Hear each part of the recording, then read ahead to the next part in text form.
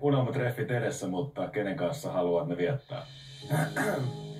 No mulla on tää ei ehdottomastikaan ollut tää niinku alkuperäinen suunnitelma ja mä oikeesti veisin teet kaikki, jos mä pystyisin. Mutta mun on pakko, mulla on ollut tää henkilö, joka on niin paljon täällä ongelmia ja kaikkea, että mä kysyn vielä kerran, että Inkku, meillä on ollut kaikenlaisia niinku ongelmia semmoista, niin mun mielestä meidän pitää vielä selvittää nää ennen kuin sä lähettää, niin lähet sä munkaan 24. Siis mä menisin tippua tuolilta. Mä en todellakaan mistään säälistäkään lähde dateille. Mun täytyy Ellu vielä uudestaan kieltäytyä tästä treffipyynnöstä, koska mä koen, että me ollaan tultu täällä oikeasti vähiten toimeen, niin sä tiedät sen itekin. Sen takia mä oonkin tässä kysymässä sitä. Ja mun täytyy sanoa, että pelkän kontsan takia mä en lähde sunkaan treffeille. Okei. Hän tuli eilen mua pyytämään näille unelmatreffeille. Hän mainitsi, että siitä saisi hyvin kontsaa, että me just nimenomaan lähettäisiin näille unelmadateille. Ja jostain, että eikö mua kiinnostaisi niinku katsojaluvut ja näin.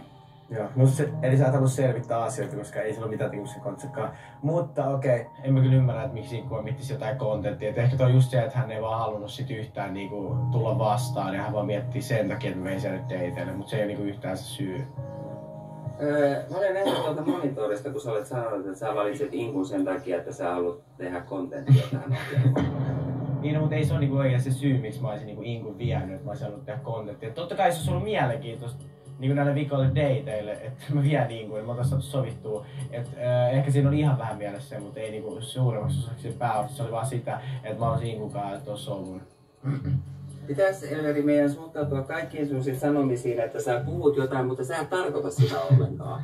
Ymmärsit mä nyt oikein? Ei, siis ei pidä suhtautua tolleen, mutta ehkä se olisi niinku... No oikein ehkä mitä myönnä, että olisi vähän, niin kuin mä myönsinkin, että kyllä siinä oli se kontentti myös mielessä, mutta siinä oli molemmat asiat kyllä. Nyt mä palaan mun alkuperäiseen vaihtoehtoon, eli Smurfina. Sä oot mun niinku alkuperäinen ehdottomasti. Sunkaan mä oon kaikista niinku teistä sinkuista niin ehdottomasti tullut parhaiten toimeen, niin lähet sä pian. No mun mielestä Smurfina olisi pitänyt alun perinkin niinku valita sinne. Ja mun mielestä se ei ollut tolleen kivaa, että niinku, vähän niinku kakkosvaihtoehtona sit valittiin sinne. Sä tulet kuulemaan tästä seuraavat 24 tuntia. Joo. Kyllä mä niinku oikeastaan tämän koko ajan mä oon ollut siinä uskossa, että me lähdetään. Että kyllä mä sille suutuin siitä. No mä oon kirjaimellisesti suurin piirtein pyyhkinyt tämän lapsen perseen viimeiset 2 viikkoa. Sun olisi pitänyt vaan pyytää mut heti. No hyvä. Mä oon ansainnut sen. Niin, sä oot ehdottomasti ansainnut sen, ehdottomasti. Kyllä sä olet mun ykkösvaihtoehto oikeesti. No Smurfina ja Elmerhän on just niinku äiti ja poika. Et mä veikkaan, että kyllä Elmer saa niinku pientä ripitystä siitä, että miten tää nyt meni näin kuin meni. Ellu saa nähdään vaivaa. Niin, ehkä voi tulla pieni saarna, mutta sen jälkeen semmonen äiti-poika saarna. Ehkä sen jälkeen nyt tulee oikeesti hauskaa. Tii on nyt kakkosvaihtoehto tavallansa.